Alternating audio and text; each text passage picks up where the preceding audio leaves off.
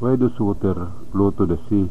Because of gravity. If there is gravity, why does water come out of the ground or anywhere else?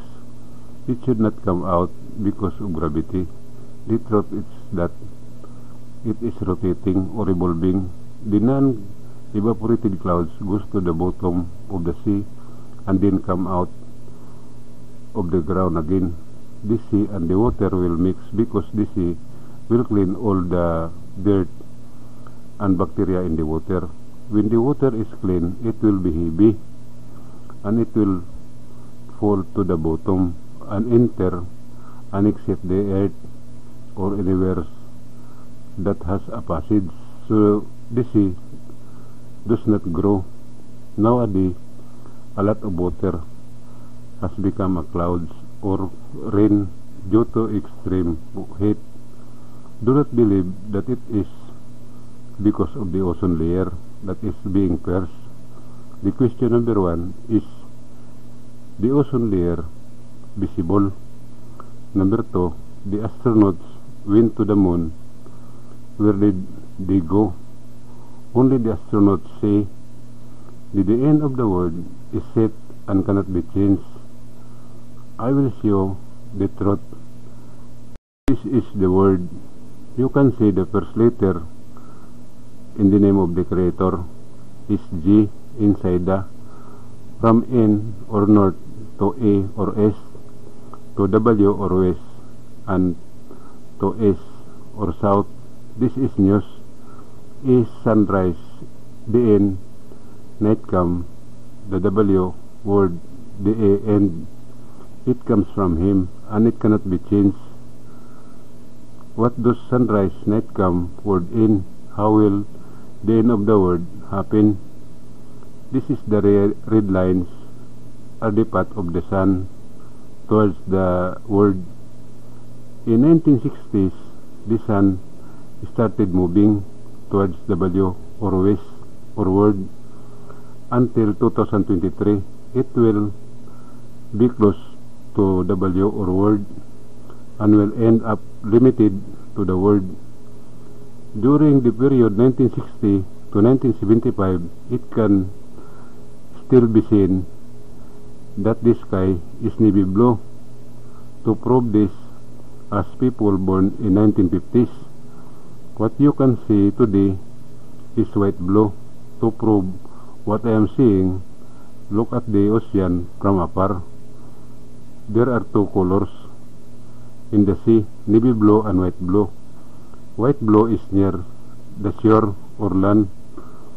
This means that the end of this creation is near.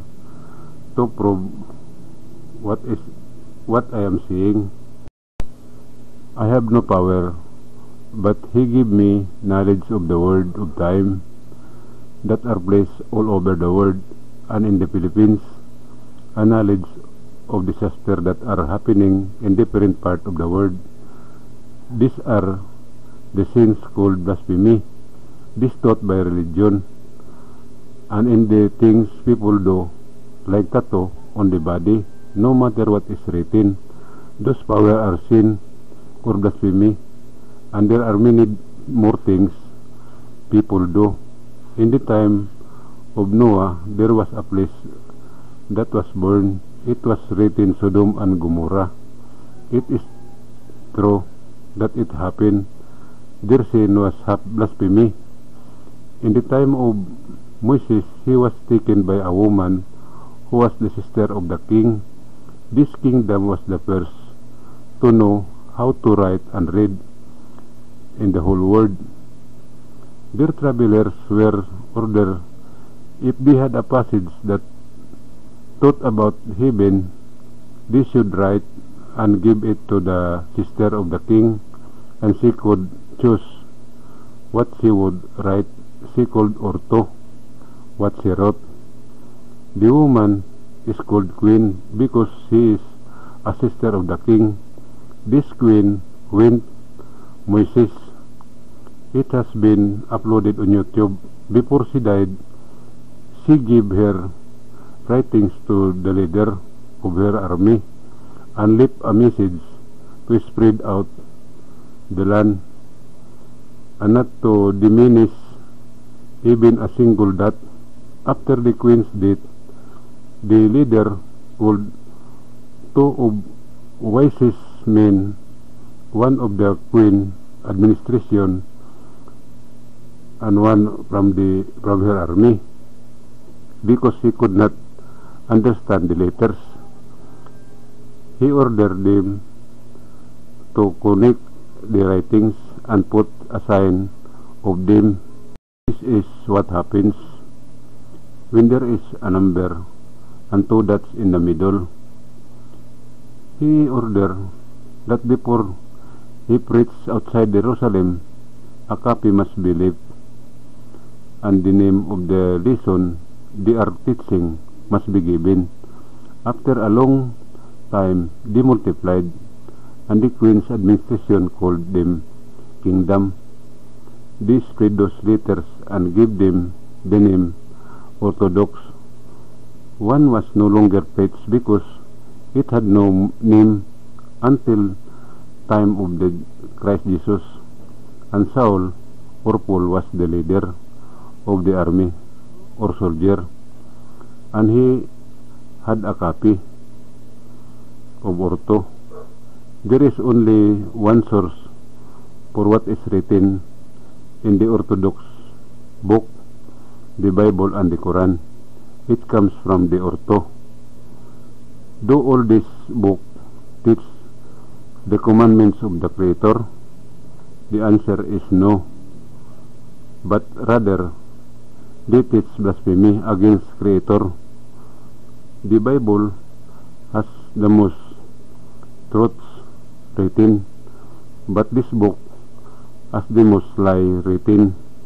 99.9% of people will not believe what I say because they see nothing wrong with it. When I explain impersonally and actual, you might change your mind. Saul or Paul arrested Christ Jesus. At the time when Christ Jesus was about to be crucified, they passed in front of Saul, and he saw that there was something written in the back of Christ Jesus. He called the guard and asked what was written on the back of Christ Jesus. The answer was beginning and the end. He immediately ordered to take the clothes of Christ Jesus and bring them to him. Christ Jesus was crucified naked. This was the sin of blasphemy. Under the soldier gambled who would bring the clothes to Saul. When Saul grabbed the clothes of Christ Jesus, suddenly there was a strong earthquake with roar of thunder and lightning and strong wind and rain. Saul trembled with fear, and he said, when it stopped, he would spread what Christ Jesus was saying, and suddenly fell down. He asked the disciple he wrote down, he put wish for him to eat or live while he preached. He brought the Ortho he named the Bible. He took with him a Latin friend. This teaching spread throughout Latin until it reached Rome. One of his way was baptized people. Many times past, Muhammad went to Jerusalem, and upon his return, the so-called Muslim began. Its entire history has been uploaded to YouTube. I will tell you this blasphemy personally in my answer. Blasphemy cannot be stopped and removed by man himself, because there is no evil that is sin and practice. So there is one place that can remove it. This is the promised land in Mindanao, Philippines, and they are the people who will enter heaven alive. It is difficult to understand and believe what I am saying. I need to see it personally or actually and do it. It is true because there is something to see and read. I cannot do the venue. You do it yourself. I will attend. I have my contact number 0953-002-3408. You will learn many things that are amazing or shocking about the sin that people have committed, and salvation not in the book of all religion.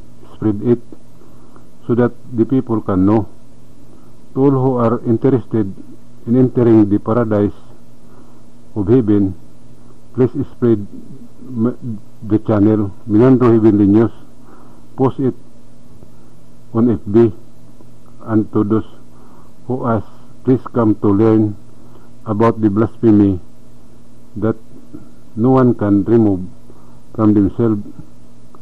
Do not change the book you believe in so as not to increase the sin of cold conversion.